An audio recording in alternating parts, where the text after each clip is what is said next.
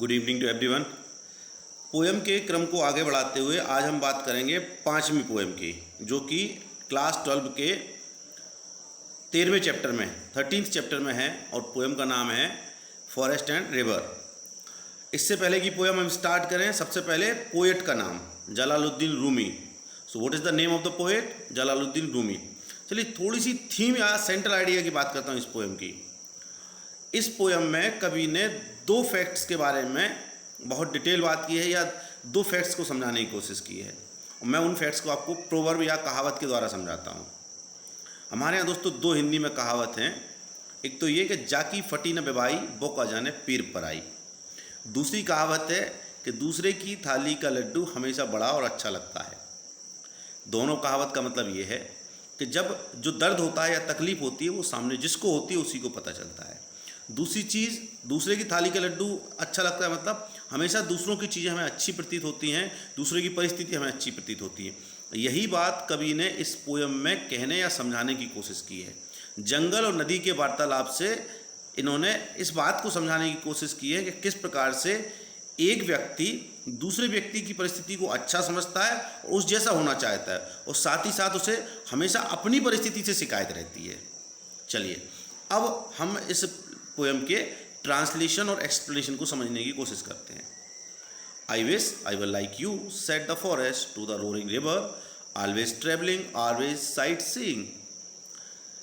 पहले स्टेंजा में कवि जंगल कहता है नदी से, गरजती हुई नदी से, रोरिंग माने गरजती हुई, काश आई विश, काश आई विल लाइक यू, काश मैं तुम्हारी तरह होता, ऑलवेज ट्रेवलिंग, हे नदी काश मैं तुम्हारी तरह होता, ऑलवेज ट्रेवलिंग हमेशा यात्रा करती हूँ, ऑलवेज साइट सीइंग हमेशा दिखती हुई, running towards the pure domain कहाँ की तरफ भागती हुई?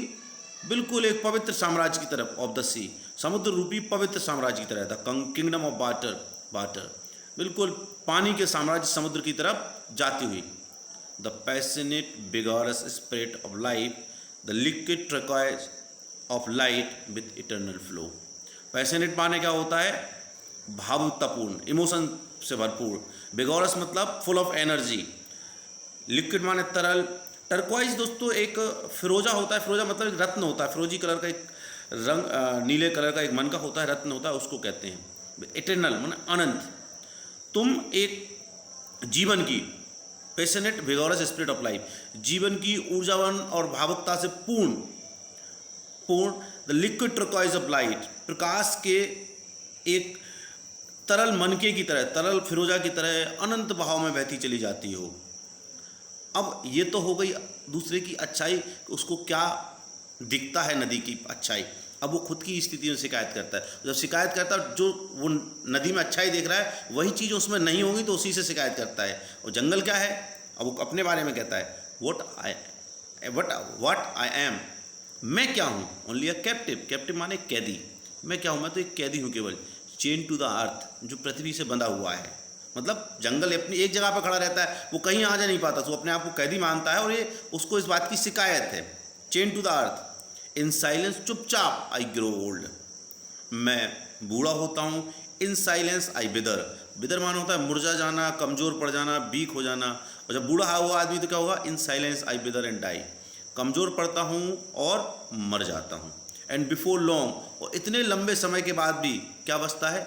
Nothing will remain of me, कुछ नहीं बचता but a handful of ashes, मुट्ठी भर राख। होता क्या, जब पेड़ गिर जाते हैं, लकड़ी सूख जाती है, तो हम क्या करते हैं? उसको जला के नष्ट कर देते हैं, तो वो जलने के बाद क्या बचती है? राख। तो वो यहाँ जंगल यही कहता है। और मैं क्या हूँ? तुम एक चलते फिरते एक प्रकाश का एक प्रदीपमान या मनके की तरह हो, ऊर्जावान और पैशनेट स्पिरिट की, जिंदगी की स्पिरिट हो और अपने राज्य की तरफ जाती रहती हो, सदैव यात्रा करती रहती हूँ। मैं क्या हूँ? मैं एक कैदी हूँ जो पृथ्वी से बंधा हुआ है। चुपचाप से बूढ़ा होता हूँ, चुपचाप से कमज़ोर पड़ता हूँ, मुरझाता हूँ और मर जाता हूँ। और इतना सब कुछ के बाद भी मेरा क्या अवस्था है? मुट्ठी भर राख। ये तो अपने जंगल ने अपनी बातचीत कह दी। अब आते हैं क्वेश्चन की, फिर अगला पैराग्राफ पढ़ेंगे। तो पहला question, who is the writer of the poem? Jalaluddin Rumi. Second question, why does the forest envy the river? Envy माना होता है ईर्षा करना। तो जंगल है वो नदी से किस बात की ईर्षा कर रहा है? सिंपल सी चीज़ है भाई, जंगल चल फिर नहीं पा रहा, नदी यहाँ से वहाँ चली जाती है, इसी बात की उसे बुरा लगता है या इसी बात से ईर्ष्या कर रहा है। तो आंसर हमारा होगा the forest envies the river for its ability to go from place to place. नदी की एक जगह से दूसरी जगह की जाने की जो योग्यता है उससे उसे ईर्ष्या होती है। Question number 3, what is the kingdom of water. तो समुद्र जो है वो साम्राज्य है पानी का, तो एक बहुत सिंपल सा आंसर है the sea is the kingdom of water. Question number 4, what is the forest complaint about its life. जलन तो हो गई नदी की। दूसरे क्वेश्चन में अब खुद की ज़िंदगी के बारे में क्या शिकायत है। भाई उसकी ज़िंदगी की शिकायत ये है कि वो पृथ्वी से बंधा हुआ है और कहीं जा नहीं पाता, वही आंसर है। द फॉरेस्ट कंप्लेंट्स, शिकायत करता है that it is unable to move, वो मूव करने में अनेबल है, and it has to stay at one place, उसे एक ही जगह रुकना पड़ता है। It grows old and die, वहीं वो बूढ़ा होता है और मर जाता है। चलिए अब दूसरे पैराग्राफ में अब नदी का हम पॉइंट ऑफ व्यू सुनते हैं। नदी की शिकायत क्या है और नदी जंगल में कौन सी चीज़ को की अच्छाई देखती है। O forest half sleep half awake cried the river, चिल्लाती हुई नदी से कहती है, हे आधे सोए आधे जागे से जंगल, I wish I were like you, I wish I were you, काश मैं तुम्हारी जगह होती। इंजॉय अ सिकलसन, सिकलसन माना होता है आइसोलेशन, मतलब एकांतवास, बिल्कुल एकांतवास में तो रहती मैं, इंजॉय करती उसको। ऑफ लिविंग एम्ब्राल्ड, एम्ब्राल्ड माने होता है पन्ना, जो हरे कलर का पन्ना होता है ना, उसको कहा है। एक बिल्कुल जीवित मनके की तरह में एकाकी बिल्कुल जिंदगी जी रही होती, जो कि क्या होता है an illuminated by moonlight nights, जो कि रात की चांदनी में, मूनलाइट लाइट नाइट में प्रकाशमान होता, जगमग हो रहा होता। यहाँ नदी एक्चुअली दो चीज़ों की तारीफ कर रही है जंगल की, एक तो उसके एकाकीपन की और साथ ही साथ जो चांदनी रात में सुंदरता है उसकी भी तारीफ कर रही है। कैसे? And illuminated by moonlight nights being a mirror, एक बिल्कुल मिरर की तरह होता है, reflecting the beauties of spring, जो बसंत की सुंदरता को बिखेर देता है, रिफ्लेक्ट कर देता है। Your destiny a new life, वहाँ जो जंगल शिकायत कर रहा है कि भाई मैं तो उगता हूँ मर जाता हूँ कुछ नहीं बचता, लेकिन यहाँ नदी उसी चीज़ को दूसरे तरह से कहती है कि योर डेस्टिनी, तुम्हारा भाग तो देखो, अ न्यू लाइफ एवरी ईयर। देखिए जब पेड़ होते हैं एक बार मर जाता है तो दूसरे पेड़ भी उगते हैं, फिर एक जंगल तो पैदा होता है, तो वो नदी उसी चीज़ को कह रही है कि your destiny a new life every year, तुम्हारी जो भाग है, डेस्टिनी मीन्स भाग, वो तो हर साल एक नया जीवन मिलता है उसे, एक नया जंगल हर बार पैदा होता है। और मैं अब नदी ने जंगल की अच्छी चीज़ें बताई, अपनी लाइफ के बारे में शिकायत कर रही है। And my life run away from my self, मैं तो अपने ही आप से भागती रहती हूँ ऑल द टाइम, हमेशा। Running running running in bewilderment, bewilderment means होता है घबराहट में, हैरानी में, हताशा में, बौखलाहट में। मैं तो बौखलाहट में बिना किसी उद्देश्य के घबराहट में भागती रहती हूँ, चलती रहती हूँ। And what is my gain, और इतने सब भागने के साथ, इतनी सब मेहनत के साथ मुझे मिलता क्या है? ऑल दिस मीनिंगलेस जर्नी, बिल्कुल मीनिंगलेस अर्थहीन यात्रा के बाद मुझे मिलता क्या है? Never having a moment of calm and rest, एक क्षण भी मुझे आराम और शांति का नहीं मिलता। क्यों? वो इस इनडायरेक्टली ऐसे भी कहते हैं कि भाई सब कुछ उसका खुद का खत्म हो जाता है, जाके वो नदी समुद्र में मिल जाती है तो उसका क्या रहा? कुछ नहीं, वो अपने साम्राज्य में जाके मिल जाती है। सो यहाँ इसीलिए वो अपनी जर्नी को मीनिंगलेस भी कहती है नदी। चलिए अब हमने क्या किया, नदी की शिकायत समझ ली, जंगल की तारीफ समझ ली, और पहले पैराग्राफ में जंगल ने नदी की तारीफ की या नदी की अच्छी चीज़ों की बात की, और उसके बाद खुद की कमियों के या खुद की परेशानियाँ चिंताओं के बारे में बताया। अब हम इस पैराग्राफ के क्वेश्चन देखते हैं।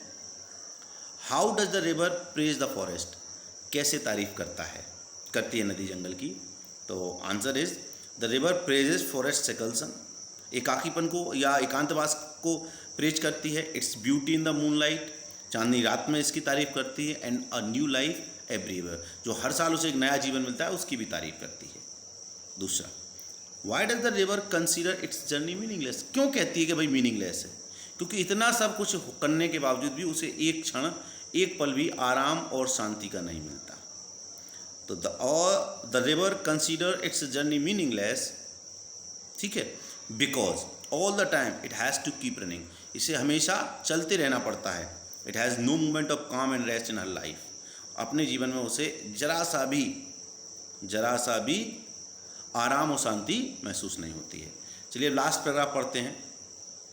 यहाँ अब कवि अपने वक्तव्य की बात कर रहा है। कवि अब जो एक सुना उसने जो कन्वर्सेशन है वो नदी और जंगल के बारे में सुना, तो अब वो कंक्लूजन निकालने की कोशिश करता है और थोड़ा उसके मन में डाउट भी होता है। वो क्या? No one can never ever know, कोई व्यक्ति कभी नहीं समझ सकता व्हाट द अदर फील्स, दूसरे को कैसा लग रहा है। यही तो हुआ ना पिछले 2 पैराग्राफ में। क्या हुआ? जंगल को क्या लग रहा है कि नदी की ज़िंदगी अच्छी है, नदी को क्या लग रहा है जंगल की ज़िंदगी अच्छी है, और दोनों को अपनी ज़िंदगी से शिकायत है। तो यही कवि अब ये कहता है, no one can never ever know what the other feels, कोई कभी ये नहीं समझ पाता कि दूसरा क्या महसूस करता है।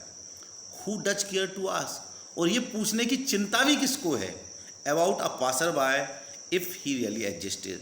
तो कभी अब ये कहता है, अगर ऐसा कोई व्यक्ति जिसने जंगल और नदी का वार्तालाप सुना, वास्तव में ऐसा कोई गुजरने वाला या यात्री वास्तव में अगर होता, और ओनली बाय अ शैडो, या कोई ये परछाई भर थी, नाउ अ पासर बाय, और अगर एक ऐसा पासर बाय एग्जिस्ट करता है और वो ये वार्तालाप सुनता है, तब उसके मन में दुविधा ये आती है, aimlessly walking in the shade, मान लीजिए इस जंगल के नीचे से वो गुजर रहा होता है या वहाँ से गुजर रहा होता है बिल्कुल एमलेसली, बिना किसी उद्देश्य के, जैसे अपन निकल जाते टहलने, ऐसे कम्स टू आस्क हिमसेल्फ। उन दोनों के वार्तालाप को सुन के वो भी डाउट में जाता है, वो खुद पूछता है, हु एम आई, और रिवर और अ फॉरेस्ट, मैं कौन हूँ, एक जंगल या नदी या दोनों, मुझे कौन सी ज़िंदगी अच्छी लगेगी अगर मैं बनना चाहूँ तो, river and forest, river and forest. इसी डिलेमा के साथ कवि पोएम को ख़त्म कर देता है। ध्यान रखिएगा, इस पैराग्राफ से कोई क्वेश्चन नहीं बनता है, जो भी क्वेश्चन थे हमने पहले डिस्कस कर लिए। इसके बारे में कोई भी डाउट हो, कोई भी क्वेश्चन हो, कोई भी क्वेरी हो, जो चीज़ समझ में ना आई हो, प्लीज़ कमेंट बॉक्स में लिख दीजिएगा। अगली जो पोएम है वो लास्ट पोएम रहेगी, द इंग्लिश लैंग्वेज। उसके बाद मैं आपसे जो डिस्कस करूँगा वो प्रोज चेक जो सेक्शन है उसके बात करेंगे, और उसके भी हम क्वेश्चन आंसर भी साथ में ही डिस्कस करेंगे।